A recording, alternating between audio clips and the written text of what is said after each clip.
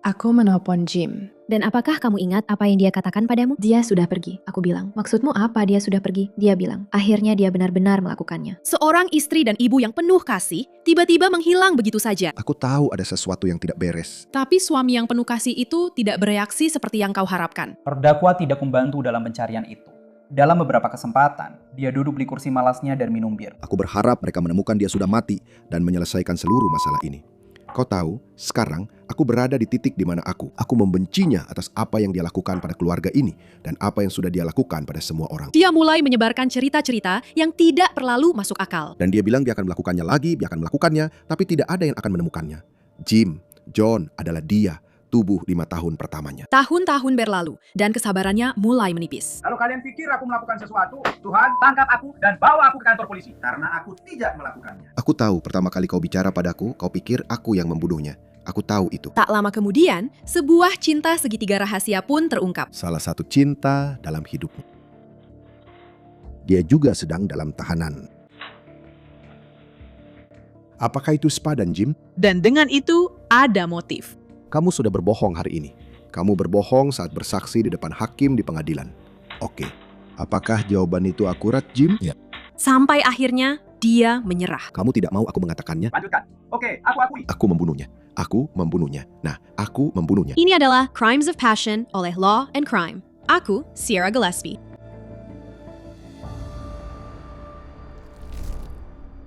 Pittsfield, Wisconsin adalah sebuah kota kecil.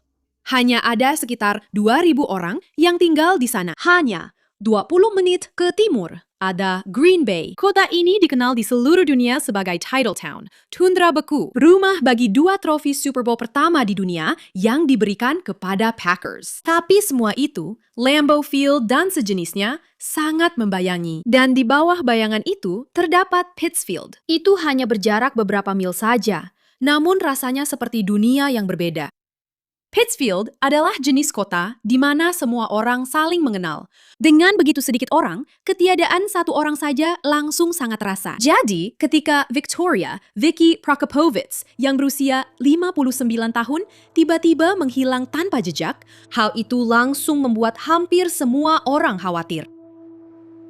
Jim adalah ayah tiri kami. Dia membesarkan aku sejak aku berumur 12 tahun. Aku memanggilnya ayah. Dia mengantarku ke altar saat pernikahanku. Dan dia adalah kakek bagi putra-putraku. Kami adalah keluarga biasa dengan suka dan duka. Masa-masa indah dan masa-masa sulit. Kami saling mencintai seperti keluarga pada umumnya. Aku mempercayainya. Kurangnya kepedulian Jim dalam mencari jawaban tentang ibuku dan kurangnya belas kasihannya terhadap kami adalah sesuatu yang masih belum aku mengerti. Keluarga, teman, orang-orang tak dikenal, tim pencari dan penyelamat, serta penegak hukum telah melakukan segala yang mereka bisa untuk mencoba menemukan ibu kami. Vicky Lynn Edges bertemu dengan James Prokopovits pada pertengahan tahun 70-an.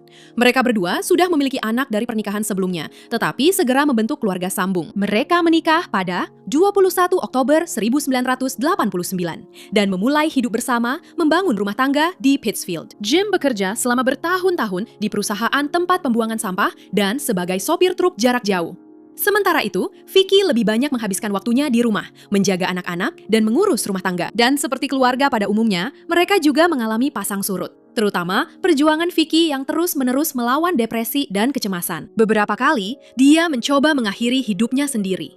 Putri Vicky, Stacy Deer, mengatakan bahwa dia pernah berbicara dengan ibunya pada tahun 2003 tentang saat Vicky mencoba overdosis pil. Aku menelpon ibu dan aku ingat dengan jelas saat itu aku sedang berdiri di Target dan aku berkata, "Bu, apakah memang seburuk itu sampai ibu merasa ini satu-satunya jalan keluar?" Dan dia berkata, "Itu hanya perasaan yang tidak akan pernah bisa diketahui siapapun kecuali mereka yang pernah mengalaminya.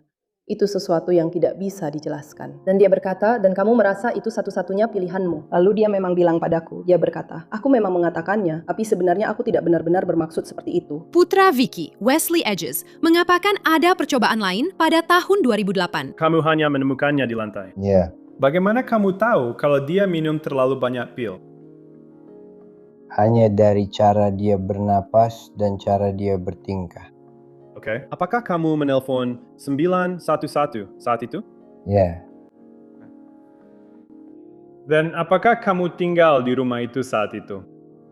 Ya. Vicky juga memiliki penyakit medis lainnya. Dia pernah berjuang melawan kanker usus besar untuk beberapa waktu, dan bahkan harus hidup dengan kantong kolostomi serta berjalan dengan tongkat. Itu memang tidak ideal, tapi suaminya, Jim, tampaknya selalu mendukung sepanjang proses itu. Apakah dia punya pekerjaan? Tidak, dia tidak bekerja. Dia menerima tunjangan disabilitas. Karena apa? Depresi dan hal-hal lain yang dia alami, psikiater di sini.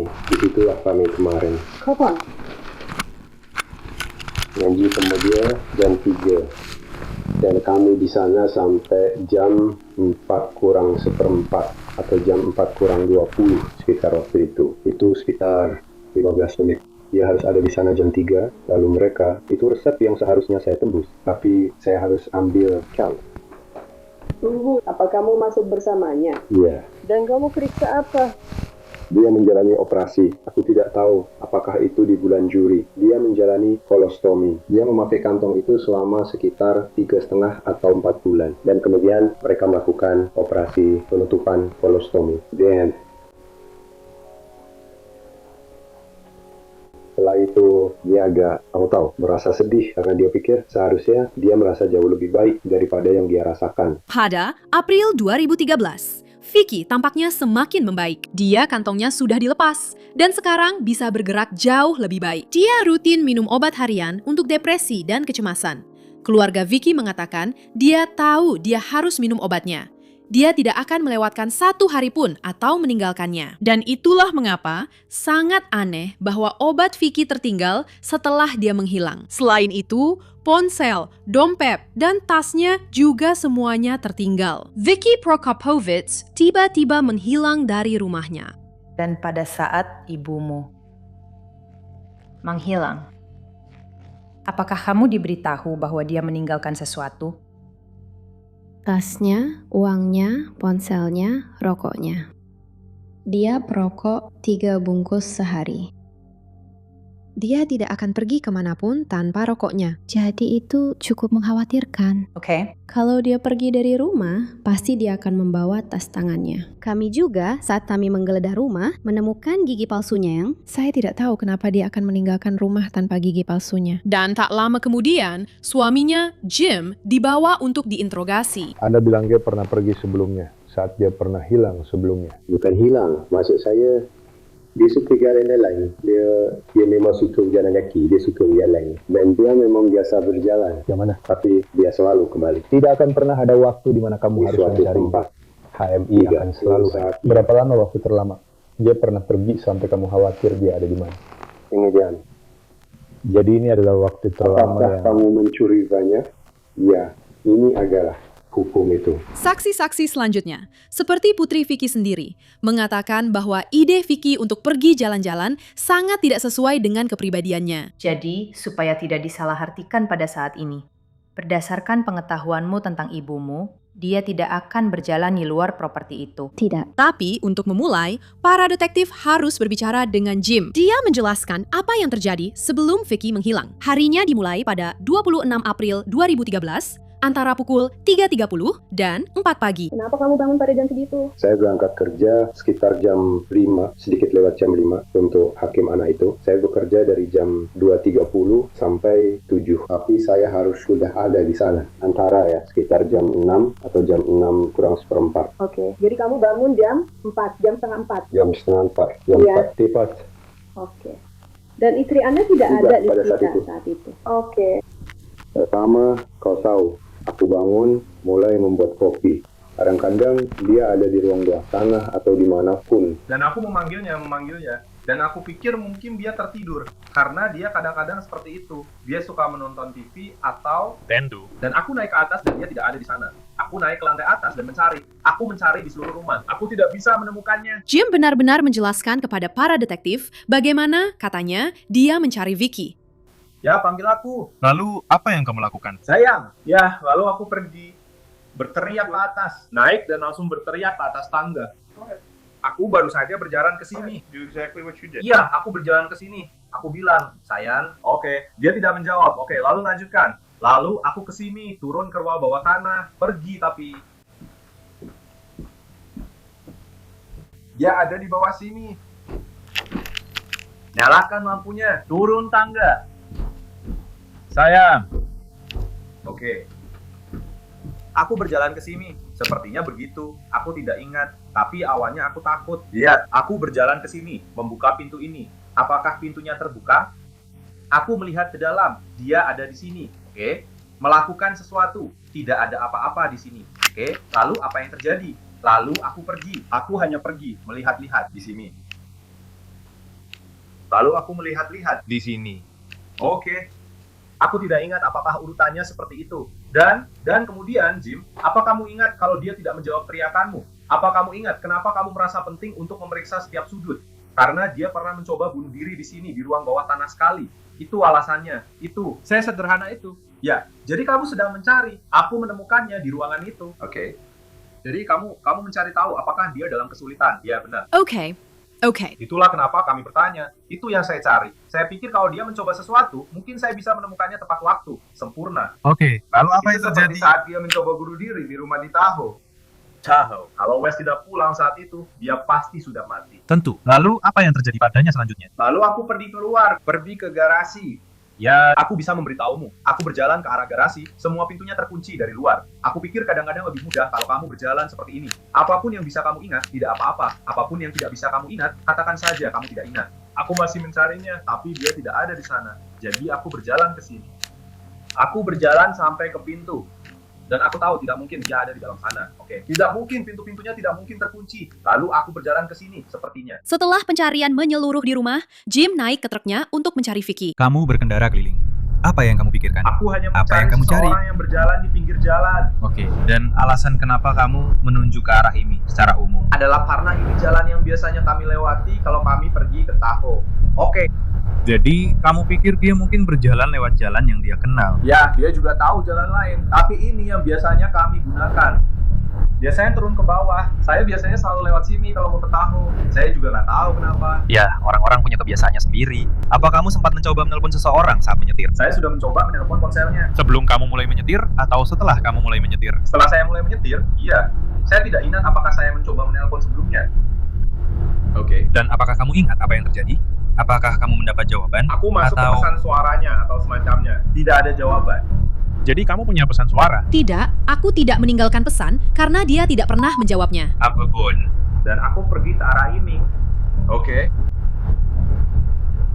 Apakah kamu mulai gugup sekarang karena kamu tidak melihatnya di rumah dan sekarang kamu juga tidak melihatnya sedang berjalan? Ya, aku mulai gugup setelah aku tidak melihatnya di awal tadi. Sekarang, aku tidak ingat apakah itu jalan yang pertama aku lewati atau aku naik ke atas. Tapi bagaimanapun juga, kamu melewati jalan-jalan ini. Aku melewati jalan-jalan ini. Seberapa jauh kamu menuju sini? Ya, melewati jalan-jalan ini. Jim bilang dia tidak ingat berapa lama dia berkeliling sebelum akhirnya berbalik dan pulang ke rumah. Disitulah dia bertemu dengan putra Vicky, Wesley. Jadi mereka pun pulang ke rumah. Aku bilang, kamu tahu di mana Maya? Aku tidak bisa. Ini tempat kamu datang dengan mobil. Tepat di sini. Oke. Saya bilang ya sudah, naik ke truk dan menyusuri jalan dan saya akan pergi lagi. Dia bilang, bensin saya hampir habis. Saya bilang, oke. Jadi saya masuk ke dalam rumah. Saya bilang, saya akan pergi mencari. Silahkan lakukan itu. Wes juga belum melihat Vicky. Tapi Jim masih belum terlalu khawatir. Jadi, daripada menelpon polisi, Jim langsung pergi bekerja. Saya tidak ingin memberitahu siapapun tentang apa yang sedang terjadi. Seharusnya saya lakukan. Saya rasa saya bisa saja menelpon anak-anak perempuan dan yang lainnya. Tapi saya tidak melakukannya karena dia pada dasarnya memang tidak berbicara dengan anak-anak perempuan. Bagaimana dengan Wes? Apakah kamu mencoba menelpon dia? Tidak. Untuk melihat Tidak, apakah saya dia tidak pulang atau tidak? Saya tidak ingat nomor ponselnya dan saya juga tidak menyimpannya di ponsel. Apakah Wes membantu Anda mencari dia sebelum atau sesudah kerja sama sekali? Saya tidak ingat apakah dia melakukannya. Saya rasa setelah kerja dia melakukannya. Saya tidak yakin. Saya tidak ingat, Roman. Kamu bilang kamu tidak mencarinya setelah pulang kerja ketika kamu sampai di rumah. Ketika saya pulang ke rumah dan dia sudah tidak ada, saya langsung menelpon polisi. Menggerti. Lalu, kapan Anda menemukan tas tangannya? Tas itu tergeletak di sini. Saya itu kebetulan saja ada di sana. Saya tidak ingat jam berapa. Saya ingat Seseorang. Saya pikir apakah saya menemukannya saat petugas datang ke sini atau kapan. Saya tidak ingat, Roman. Saat Jim pulang kerja dan Vicky masih belum pulang, saat itulah dia akhirnya menelpon polisi. Mereka datang ke lokasi di mana semuanya tampak dalam kondisi sempurna. Saya melihat tempat tidurnya sudah dirapikan. Dan sesuai dengan tema rumahnya, tempat tidurnya dirapikan dengan sangat rapi dan penuh ornamen. Banyak. Bantal-bantal berenda dan boneka, seperti boneka berwajah porselen, yang ditata khusus di atas tempat tidur yang sudah dirapikan. Saya ingat melihat semuanya dan berpikir itu aneh karena Pak Prokopovich bangun jam 4 pagi. Dan dia bilang, Bu Prokopovich tidak ada di tempat tidur. Jadi dalam pikiranku, Bu Prokopovich pasti sudah kembali dari jalan-jalannya dan merapikan tempat tidur serta menata semua boneka dan bantal. atau tidak ada seorang pun yang tidur di tempat tidur itu malam itu. Jadi, berdasarkan semua informasi yang Anda miliki pada tanggal itu, saat Anda sedang melakukan penyelidikan, informasi yang Anda dapatkan tampaknya agak tidak konsisten dengan beberapa bukti yang Anda lihat pada saat itu. Ya. Saat para penyelidik mengumpulkan informasi di lokasi, kantor Sheriff Brown County memulai pencarian besar-besaran untuk Vicky, baik melalui udara maupun darat. Dan selama pencarian ini, Jim membuat pernyataan-pernyataan yang tidak biasa. Sekali lagi, berikut penuturan Stacy, putri Vicky. Dia biasa berkata, kita hanya membuang-buang waktu. Dia tidak ada di sekitar sini. Menurut putri Jim sendiri, daripada membantu dalam pencarian ini, Jim malah bersantai sambil minum bir dingin. Ia datang setelah semuanya selesai. Jadi dia tidak ikut dalam pencarian itu? Tidak. Apakah Anda tahu kira-kira berapa lama dia berada di sana saat dia tiba? Saya juga tidak tahu. Beberapa menit saja. Dan Anda punya kesempatan untuk melihat penampilan fisik dan sikapnya? Iya. Dan apakah dia tampak mabuk? Saya tidak tahu apakah dia benar-benar mabuk, tapi dia jelas sedang minum. Dan Anda bilang Anda melihatnya. Dia minum pada hari itu. Apakah Anda tahu berapa banyak minuman yang dia konsumsi hari itu? Dia minum bir. Saya tidak menghitungnya. Apakah dia terlihat seperti orang yang mabuk berat? Saya tidak akan bilang dia mabuk berat, tapi kamu bisa tahu kalau dia sudah cukup banyak minum. Bagaimana kamu tahu itu? Aku tumbuh besar bersamanya. Aku bisa tahu. Dan melalui tuduhan ini, muncul kebenaran yang lebih kelam, bahwa mungkin Jim memang punya masalah dengan alkohol dan hubungan yang tampaknya penuh kasih antara dia dan Vicky ternyata lebih gelap di balik pintu tertutup. Tapi waktu itu aku kesana, dia bilang Jim agak suka mengatur. Maksudnya, dia nggak membiarkan Vicky melakukan hal-hal yang dia mau sendiri. Oke. Lalu, kamu tahu siapa yang mengurus tagihan dalam hubungan mereka? Dia yang melakukannya. Dan karena itu, apakah dia yang mengurus uangnya? Ya. Apakah kamu pernah melihat bahwa hal itu memengaruhi keputusan ibumu soal apakah dia bisa membeli sesuatu? Apakah kamu pernah mendengar sesuatu tentang Jim berjudi? Ya, sering berjudi. Iya. Dan apakah Anda pernah melihat bahwa Jim suka minum bir? Ya. Apakah itu cukup diketahui? Ya. Apakah itu sesuatu yang terjadi setiap hari atau setiap bulan? Hampir setiap hari. Penyelidik juga memperhatikan hal ini. Ketika Anda mewawancarai terdakwa dalam salah satu wawancara yang sudah direncanakan sebelumnya, Anda datang dan dia sedang minum bir. Ya, seingat saya tidak tahu apakah saya pernah mengalami hal seperti itu. Di mana saya bertemu dengan seseorang dalam wawancara yang sudah direncanakan sebelumnya. Dan dia menunggu saya sambil minum alkohol. Saya terkejut melihat dia di meja piknik menunggu saya dengan bir di tangannya. Pada tanggal 30 Juli 2013, polisi meminta Jim untuk datang untuk tes poligraf. Dia setuju, tapi saat dia di sana, dia bilang dia tidak punya waktu karena harus bekerja. Saya tidak akan bisa melakukan ini dalam 30 menit, Jim. Jadi maksud saya, ketika saya menelpon kamu kemarin, kamu bilang jadwal kerjamu sulit untuk diatur. Bisakah kamu mengatur sesuatu setelah pulang kerja? Dan kamu meyakinkan aku bahwa kamu akan melakukannya. Ya, tapi aku tidak tahu kantormu akan seperti ini. Istrimu hilang. Ini tidak akan selesai dalam 30 menit. Aku mengerti itu. Tapi aku tidak tahu apa yang kamu inginkan. Jika kamu ingin mengambil alih, maka kamu harus mengambil kampanye pencahayaan. Benar begitu. Jadi aku memberitahumu. Aku memberimu tempat parkir bagian. Jika kamu, jadi itulah yang aku katakan. Kamu punya beberapa kewajiban lain. Aku sangat senang jika kamu memenuhi kewajiban itu, tapi kita harus mempertimbangkannya dengan pentingnya. Semakin cepat aku bisa melakukan itu, semakin cepat aku bisa lanjut. Dan Jim tidak menganggap ini enteng. Dia mulai melawan para penyelidik. Dia bahkan menjadi marah. Dengar, aku mulai merasa aku akan segera membutuhkan pengacara. Ini sudah di luar kendaliku. Mereka terpaku pada pendapat mereka. Kalian tidak percaya padaku. Sepertinya tidak ada yang percaya dengan apa yang semua orang katakan. Kami semua sudah memberitahu. Anak-anak menceritakan kisah yang sama. Teman-teman juga mengatakan bahwa dia memang berbeda. Perempuan ini memang tak bisa ditolong. Dan aku tahu dia pikir aku melakukan sesuatu padanya. Aku tahu dia memang berpikir begitu. Aku tahu dia memang berpikir begitu. Aku merasakan itu. Maaf, dia pikir aku melakukan sesuatu padanya. Ya, maksudku seperti yang kamu bilang, Jim. Ini kan pertama kalinya aku bertemu denganmu kan? Ya. Kamu sendiri yang bilang. Kamu tahu, suami dalam keluarga biasanya adalah orang pertama yang perlu kita perhatikan. Aku tidak bilang begitu. Aku bekerja sama dengan mereka. Aku memberikan semua yang mereka inginkan. Aku tidak bertanya kenapa. Untuk apa kamu butuh ini dan untuk apa kamu butuh itu? Tidak. Kamu tidak boleh masuk ke dalam rumah. Kamu cari sendiri. Tidak, kamu benar. Semua yang aku dengar benar sekali. Mereka semua bilang kamu bekerja sama, benar sekali. Maksudku, aku tidak bisa. Jadi kenapa kamu? Kenapa kamu ingin berhenti sekarang? Bukankah kamu ingin menjalani semua ini sampai akhir? Aku mau, tapi sepertinya tidak ada yang percaya cerita yang diceritakan oleh 3 orang. Ya, maksudku ceritanya dari yang aku tangkap, aku memang agak telat masuk ke sini. Tapi semua orang bilang kalau dia itu berbeda. Iya. Tapi itu bukan berarti tidak, aku tahu. Ini bukan kali terakhir Jim marah-marah pada polisi. 3 tahun kemudian, dia kehilangan kendali lagi. Dan lagi-lagi, semuanya terekam kamera. Jadi saya ingin kamu memberitahu saya di mana kamu duduk saat insiden itu terjadi. Kamu ingat? Tidak. Oh baiklah, 3,5 tahun yang lalu. Kau menanyakan di mana aku duduk? Di meja dapur sialan itu. Ya Tuhan, Bung. Dan kau menanyakan padaku, apakah kau memperhatikan apa yang istrimu kenakan setiap kali dia berpakaian? Kalau kau melakukannya, kau pria yang baik. Tapi kau tahu. Jawaban sederhananya, Jim, adalah aku tidak melakukannya. Namun, ya, aku tahu kamu tidak melakukannya. Tapi misalnya, amit-amit sesuatu terjadi pada istrimu. Apakah kamu bisa memberitahu semua orang apa yang dia kenakan atau apa yang dia pakai? Kalau kalian pikir aku melakukan sesuatu, tangkap saja aku dan bawa aku ke kantor. Karena aku tidak melakukannya. Aku tidak pernah menanyakan itu.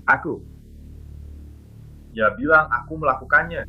Yah. Aku sedang berbicara di wawancara itu. Tulislah padaku. Aku tahu kamu melakukan sesuatu pada wanita itu. Aku sedang bicara tentang... Maksudmu ya, aku kalau belum, begitu, belum bro. mengucapkan sepatah kata pun. Ya. Karena kadang-kadang kamu marah seperti ini, aku tidak merasa sakit. Jadi aku bertanya kamu padanya. Memang jarang marah, tapi ini mulai menjadi sesuatu yang konyol. Aku hanya bertanya.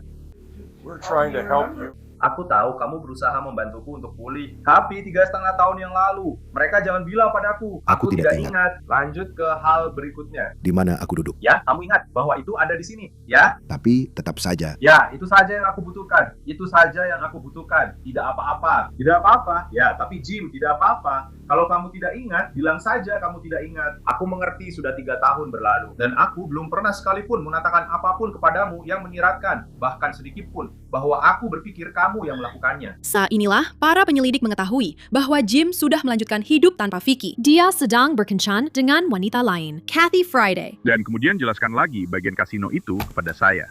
Saya masuk ke kasino, saya berjalan-jalan mencari mesin untuk main. Dan saya pikir saya mengenalinya. Dan saya mendekat lalu berkata, kamu terlihat familiar. Awalnya dia tidak mengenali saya, lalu dia mengenali saya, tapi itu sudah lama. Sekitar 20 tahun, atau? Apa?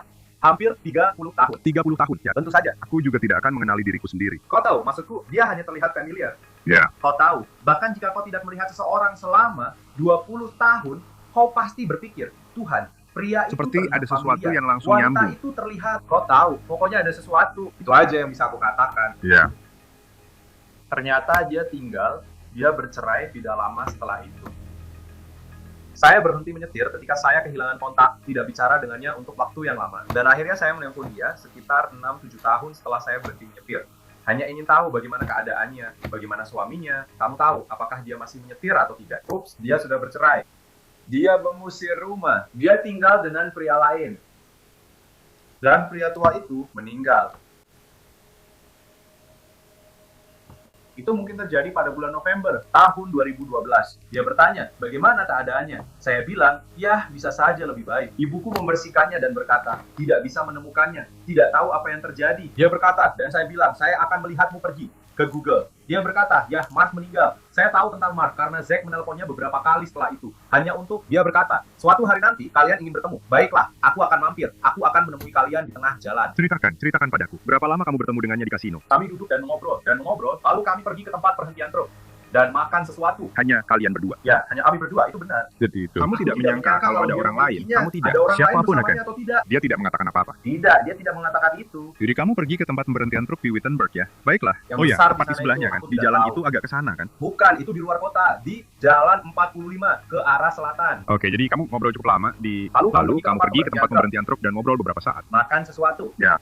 Lalu apa yang terjadi? Ya, pulang ke rumah. Dan kamu pergi dan kamu Ya, pulang. apa Atau kalian tidak saling mengunjungi rumah atau apapun? Tidak. Oke, dan kemudian dari situ kamu mulai berbicara dan membaca. Satu hal mengarah ke hal lain, dan itulah posisi kita sekarang. Itu pertama kalinya Jim memberitahu detektif tentang Kathy. Sekarang, tanggal 2 Agustus 2016, 3 tahun sejak Vicky menghilang. Nama Kathy baru saja muncul sekarang, tapi Jim sudah menghidupkan kembali cinta lama itu bertahun-tahun yang lalu. Dia sudah bersama Kathy selama 3 tahun sekarang, dimulai tak lama setelah Vicky menghilang. Dia bilang bahwa seorang teman lama menelponnya di tempat kerja dan mereka pergi makan malam serta minum bersama. Dan bersenang-senang. Lalu dia berkata, "Aku tidak bilang apa-apa akan terjadi." Tapi kalau itu terjadi, bagaimana perasaan kalian? Dan apakah dia menyebutkan nama teman lamanya saat itu? Ya, Apakah dia menyebutkan namamu? itu Kathy. Dia bilang dia sudah berhubungan dengan Kathy sebelum bertemu ibu kita. Dan Kathy sedang mempertimbangkan untuk bercerai, dan dia bilang dia tidak ingin ikut campur dalam hal itu. Lalu dia membiarkan semuanya seperti itu, dan akhirnya bertemu dengan ibuku. Dan benar-benar mengejar hubungan dengan ibuku. Saat Jim mulai dekat dengan Kathy Friday, apakah kamu melihat sikapnya terhadapmu, saudara-saudaramu, dan keluargamu berubah? Ya. Apakah dia menjadi sangat terlibat dalam hubungannya dengan Kathy Friday? Ya. Dan apa yang tampaknya paling dia pedulikan setelah diketahui ibumu hilang? Melanjutkan hidup. Dan siapa yang tampaknya dia khawatirkan? Kathy. Anak-anak Kathy Friday sendiri merasa ada sesuatu yang tidak beres. Hubungannya dengan Jim terkesan begitu tak berperasaan setelah Vicky menghilang. Pada suatu saat, apakah kamu dan saudaramu, Jennifer, pernah mengonfrontasi ibumu soal hubungannya dengan Jim? Ya, kami sudah melakukannya. Dan kenapa kalian melakukan itu? Karena kami melakukan penyelidikan sendiri dan sebagainya, dan kami menemukan bahwa dia berbohong tentang beberapa hal. Jadi kami mengkonfrontasinya tentang hal itu, dan tentu saja aku mengkonfrontasinya karena aku khawatir dengan hidupnya. Dan kau tahu, semuanya tidak berjalan baik antara ibuku, adikku, dan aku. Maksudku, adikku dan ibuku benar-benar bertengkar. Lalu setelah itu mereka berhenti berbicara. Aku tetap berbicara dengan ibuku, meskipun kau tahu aku tidak setuju dengan hubungannya. Dia tetap ibuku, dan aku tetap mencintainya. Tapi keretakan yang terjadi antara kamu, ibumu, dan adikmu sebelum Jim muncul, kalian semua sebenarnya lebih akur. Ya, sangat akur. Dan apakah itu berubah setelah hubungan ibumu dengan Jim? Sangat berubah. Aku bertanya padanya, apakah dia khawatir karena istrinya hilang, dan dia bilang bahwa istrinya sudah beberapa kali mencoba bunuh diri di masa lalu, dan itulah yang diyakini terjadi. Lalu aku bilang, kalau begitu, kamu tahu di mana dia sekarang? Dan dia bilang, yah, ada banyak tambang di sekitar sini, ada banyak vegetasi, dan semoga saja seorang pemburu akan menemukannya. Dan cara dia mengatakannya, aku benar-benar terkejut. Karena sikap dinginnya. Sampai hari ini, aku masih bisa membayangkan dia. Bagaimana dia benar-benar tanpa emosi. Cuma seperti, ya, begitulah yang terjadi. Dan terkait dengan informasi apapun yang mungkin telah kamu berikan tentang Vicky, apakah informasi itu dia dapatkan dari Jim? Saya rasa begitu. Waktu terus berjalan, dan pencarian untuk Vicky masih berlanjut. Keluarganya terus menekan para penyelidik, memohon jawaban. Dan setiap kali, jejaknya selalu mengarah langsung ke Jim Prokopovits yang masih saja tidak kooperatif. Saya sudah selesai menjawab pertanyaan. Jika Anda ingin tahu sesuatu tentang Vicky, saya akan coba membantu Anda. Dan itu ada di TV. Semua orang tahu dia tidak depresi atau apapun. Dia sedang menemui psikiater ketika ini terjadi. Dia sedang mengonsumsi obat ketika ini terjadi. Tidak ada satupun dari itu yang tayang di TV. Tidak ada satupun dari itu di sana. Tidak pernah disebutkan bahwa dia pernah mencoba bunuh diri 2 kali dan benar-benar berniat mengakhiri hidupnya. Itu tidak pernah disebutkan. Saya tahu kamu tidak punya kendali atas berita, tapi semua ini mulai terungkap, tapi tidak ada yang membicarakan seperti apa rasanya bagi pria itu selama 6 tahun. Kamu bisa bicara dengannya. Aku tidak mau bicara dengan media. Aku tidak mau bicara dengan siapapun lagi. Aku hampir berharap aku sudah mati sekarang. Aku benar-benar mulai lelah dengan semua ini. Sampai-sampai aku berumur 71 tahun. Aku berharap jangan sampai aku kena serangan jantung dan mati. Kamu merasa ingin membakar dirimu sendiri, Jim? Tidak, aku tidak merasa ingin menyakiti diriku sendiri. Aku berharap suatu malam aku tidur dan tidak pernah bangun lagi. Itulah yang aku harapkan saat ini. Aku lelah karena terus khawatir. Aku berharap kalian bisa menemukannya. Cara Jim berbicara tentang Vicky selama wawancara ini membuat para detektif merasa muak. Itu mengerikan. Aku berharap dia berada 1000 mil jauhnya saat dia muncul kembali. Dan dengan begitu, tidak mungkin aku bisa bertanggung jawab. Karena kamu bisa pergi, aku tidak tahu berapa banyak. Mereka akan melakukannya dalam 4 jam atau berapapun. Kamu akan bisa tahu berapa hari aku selalu bekerja. Biasanya 6 hari seminggu. Kadang-kadang 7. Jadi kalau dia ditemukan 1000 mil jauhnya, kamu ingin menemuinya. Sudah meninggal atau masih hidup, aku tidak peduli. Dan lalu, kalau dia kembali hidup-hidup, bagus. Lalu semua orang akan terlihat bodoh. Tuan Prokopovits itu kasar, vulgar, tidak peduli, tidak tertarik, tak punya ikatan, menjaga jarak, tidak ingin tahu, tidak menginginkan informasi, tidak ingin bekerja sama, sudah muak menjawab pertanyaan. Bukan seperti itu biasanya keluarga korban menurut pengalaman saya. Tapi akhirnya hal itu menimpanya ketika dia tertangkap berbohong di bawah sumpah. Ini terjadi pada Mei 2019 saat sidang John Doe. Dalam jenis sidang seperti ini, jaksa meminta hakim untuk memeriksa perkara guna menentukan apakah telah terjadi suatu kejahatan. Baik Jim maupun Kathy, Friday dipanggil untuk bersaksi, dan keduanya berbohong saat berada di kursi saksi. Jika aku jadi kamu dan kamu ingin mengendalikan sebagian takdirmu, sebaiknya kamu lakukan itu sekarang. Lihat apa yang kamu tanyakan padaku. Aku tidak tahu. Ini bukan tentang apa yang akan kutanyakan padamu, Jim. Ini soal kebenarannya. Dan semua yang disampaikan dalam kesaksian hari ini bukanlah kebenaran. Tidak semuanya. Dan itu akan menjeratmu. Kamu ditangkap. Aku tahu. Halo, ditahan. Oke. Kami ingin membicarakan beberapa hal ke depannya. Oke. Saya ingin memberitahu Anda tentang Katie dan beberapa hal itu. Tapi sebelum saya melakukannya, saya harus membacakan hak-hak Anda karena Anda sedang dalam tahanan. Oke. Jika sewaktu-waktu Anda tidak mengerti pertanyaan, Anda tidak ingin menjawab, atau Anda ingin didampingi pengacara, Anda ingin berhenti, Anda ingin menyuruh kami keluar, Anda ingin menyuruh saya keluar, Anda ingin menyuruh Roman keluar, apapun itu, oke? Tapi saya harus membacakan hak-hak Anda. Baiklah. Oke, Anda setuju dengan itu? Ya, saya akan bicara dengan Anda. Saya tidak rugi apa-apa. Katie telah ditangkap. Dengar saja, oke? Tolong dengarkan saya. Thomas, saya baru saja bersama Roland dan saya baru saja turun. Kami baru saja selesai dengan dia dan kami sudah bicara lama dengannya. Dia mengatakan banyak hal saat bersaksi. Oke. Kita tahu ada beberapa hal yang tidak benar. Kita tahu itu. Oke. Dia sudah meluruskan beberapa hal. Ini bukan omong kosong. Hai, dia minta maaf. Dia menyesal. Dia menangis. Dia sudah mengambil sebagian tanggung jawab. Segera terungkap bahwa baik Jim maupun Kathy tidak sepenuhnya jujur tentang bagaimana mereka kembali berhubungan pada tahun 2013. Pertemuan di kasino itu tidak pernah terjadi. Tidak, itu tidak terjadi. Itu terjadi di tempat pemberhentian truk. Jadi ceritakan tentang itu. Itu terjadi di apotik. Jadi ketika kamu jadi Vicky menghilang. Ya. Berapa lama setelah Vicky menghilang? Apakah butuh waktu bagi Anda untuk menghubunginya?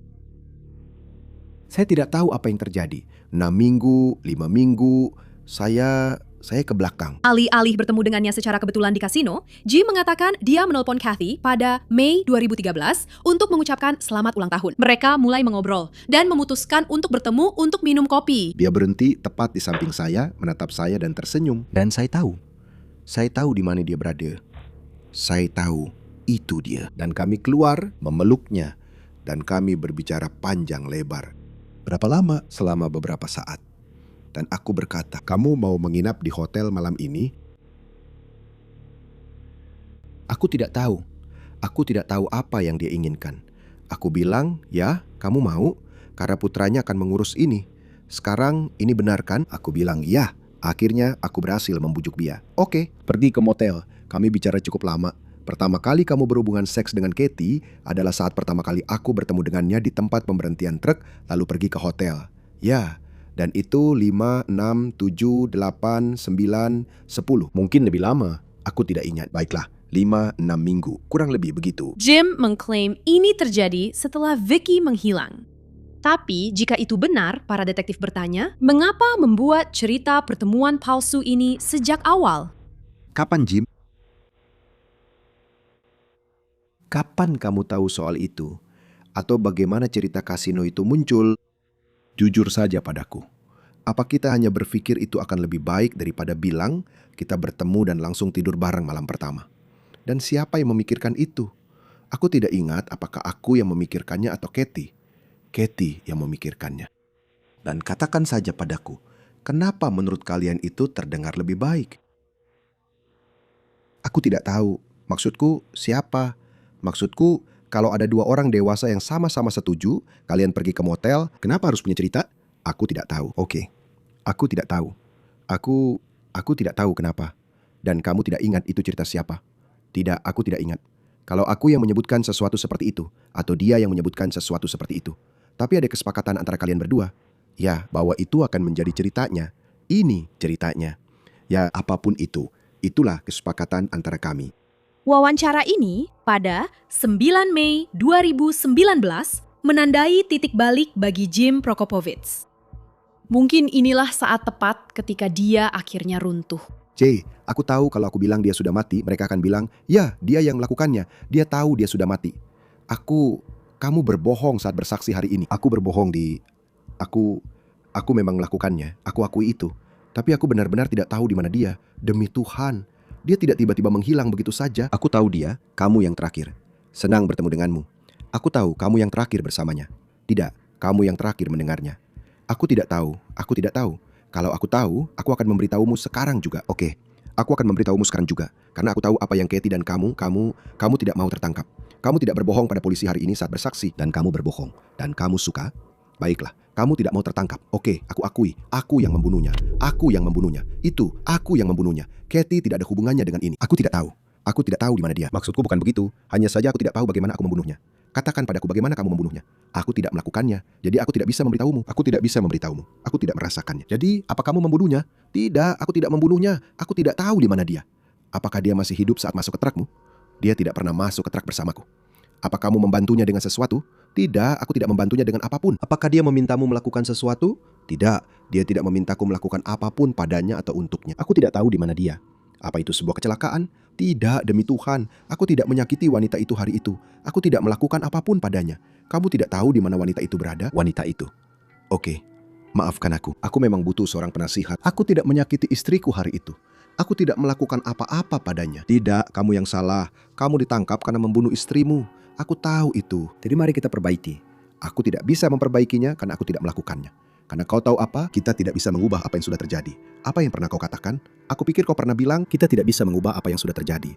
Yang bisa kau lakukan hanyalah membuat sesuatu untuk dirimu sendiri di masa depan. Itu bukan aku. Aku tidak tahu itu. Aku rasa hari ini aku membuktikan kau salah di persidangan ini. Aku punya rekaman kau mengatakannya. Ya, benar. Aku punya rekaman kau mengatakan apa yang baru saja aku katakan, kau katakan. Jadi begini yang akan aku katakan padamu, Jim. Ini yang akan aku katakan padamu. Kita sudah melewati itu. Aku tahu kita sudah melewati itu. Dan Owen, aku bilang sekarang juga, aku tahu aku pernah berbohong padamu sebelumnya. Aku juga pernah berbohong pada Jay sebelumnya. Dan aku bersumpah demi Tuhan sekarang. Tapi ya, aku tahu kamu harus bilang kamu bersumpah demi Tuhan sebelum aku berbohong. Kamu berbohong. Tapi aku benar-benar tidak tahu di mana dia. Kalau aku tahu, aku akan memberitahumu sekarang juga. Aku tidak tahu. Aku tahu kamu tidak percaya padaku. Ya, itu yang terbaik yang bisa aku lakukan. Memberitahumu bahwa aku tidak tahu karena memang aku tidak tahu. Dan kata-kata kasar Jim malah makin parah. Jim, apa yang akan terjadi pada sebuah mayat jika kamu memasukkannya ke kolam lumpur limbah tempat kamu bekerja? Aku tidak tahu. Mereka mungkin tidak akan pernah menemukannya. Tapi aku sebenarnya tidak bekerja di kolam lumpur limbah. Tapi kalau kamu menaruh tubuhmu di sana, aku punya abu. Tapi itu tidak akan hilang. Menurutmu, dengar. Menurutmu, polisi bisa membuktikan kamu membunuh istrimu kalau kita tidak punya jasadnya? Aku pernah dengar orang dihukum tanpa ditemukan jasadnya. Jadi aku rasa bisa. Benar, aku dengar di TV. Maksudku, kamu sering dengar soal itu. Jadi aku rasa bisa, aku penasaran. Ya, jawabannya memang iya, kamu benar. Kami bisa membuktikan kamu yang membunuhnya. Ya, kalian mungkin bisa membuktikannya. Jadi, satu-satunya hal yang aku inginkan adalah jasadnya. Itu saja. Ya, kalau aku bisa menemukan jasadnya, akan aku berikan padamu. Aku tidak tahu di mana itu. Itu menarik juga. Kamu ingin menunjukkan caramu. Tapi, ya, menarik juga. Baiklah, mulai. Tunggu dulu. Kita mulai dengan wanita itu. Sekarang kamu akan menunjukkan jasadnya. Itu jalur yang akan kamu ambil. Ini istrimu. Yang kamu cintai. Ini istrimu yang sudah kamu cintai selama 24 tahun. Bukan begitu maksudku. Seseorang yang menjadi difabel karena masalah kesehatan mental. Oke. Sekarang, Jim Prokopovich akhirnya didakwa dengan pembunuhan disengaja tingkat 1 atas kematian Vicky Prokopovich, 6 tahun setelah dia menghilang. Yang diperkirakan akan menjadi saksi kunci di persidangan adalah pacar baru Jim, Kathy Friday. Namun, pada malam sebelum vonis untuk sumpah palsu, Kathy meninggal karena bunuh diri. Bahkan tanpa kesaksian Kathy, jaksa penuntut merasa mereka memiliki kasus yang kuat. Minggu-minggu berikutnya, banyaknya pencarian yang dilakukan di kediaman tersebut. Para pencari melaporkan sempat mendengar komentar seperti ini. Kalian tidak akan pernah menemukannya. Dia tidak ada di sana. Kalian hanya membuang-buang waktu mencari di area itu. Putri terdakwa sendiri yang akan kalian dengar kesaksiannya, Lisa Masti, memberitahu petugas bahwa terdakwa kerap menunjukkan kemarahan karena semakin banyak pencarian yang dilakukan untuk mencoba menemukan istrinya yang hilang. Sekali lagi, pada titik ini adalah penyelidikan orang hilang. Terdakwa berkomentar bahwa tidak akan ada darah atau gigi. Bahkan jika mereka menemukannya, mereka tidak akan bisa mengidentifikasi siapa dia. Tapi ini adalah perjuangan yang berat. Para penyelidik tidak pernah menemukan jasad Vicky. Itu adalah sesuatu yang langsung disoroti oleh pihak pembela. Hari ini kita duduk di sini tanpa jasad dan tanpa bukti tentang bagaimana dia menghilang. Pihak pembela berargumen bahwa Vicky ingin menghilang dan memilih mengakhiri hidupnya sendiri. Satu-satunya orang yang tahu apa yang terjadi pada Victoria adalah Victoria sendiri. Masalah dengan kesehatan mental adalah kamu tidak pernah tahu kapan itu akan muncul. Kamu bisa saja punya hari yang baik, dan begitu saja, itu bisa berubah menjadi hari yang buruk. Ini adalah kasus orang hilang. Masih merupakan kasus orang hilang. Kesaksian berlangsung selama 14 hari, dengan lebih dari 44 saksi yang dipanggil. Semuanya menyusun cerita tentang hilangnya Vicky, hingga akhirnya masing-masing pihak memberikan satu pernyataan terakhir. Ketika Anda hidup dengan seseorang yang memiliki gangguan mental, setiap hari, tanpa henti, itu sulit. Bukan berarti dia tidak mencintainya. Dia mungkin mencintainya lebih dari apapun. Mereka ingin menggunakan ide bahwa dia menjalin hubungan dengan Kathy Friday. Dan itulah motifnya. Mereka saling berbagi kesedihan. Tapi mereka tidak ingin keluarganya memandang mereka aneh. Jadi, mereka membuat cerita tentang bertemu di kasino. Mereka ingin menjaga hubungan mereka tetap pribadi karena mereka berusaha melindungi keluarga mereka. Terdakwa sejak awal mengatakan bahwa dia sudah pergi. Dia sudah meninggal. Kamu hanya membuang-buang waktumu. Dan pada akhirnya, kepada beberapa warga biasa yang tidak mengenal Vicky, dan mereka juga tidak mengenal Jim sebelum mereka kebetulan ditempatkan bersamanya di penjara Brown County, bahwa dia memberitahu mereka bahwa dia 100% yakin bahwa Vicky sudah meninggal.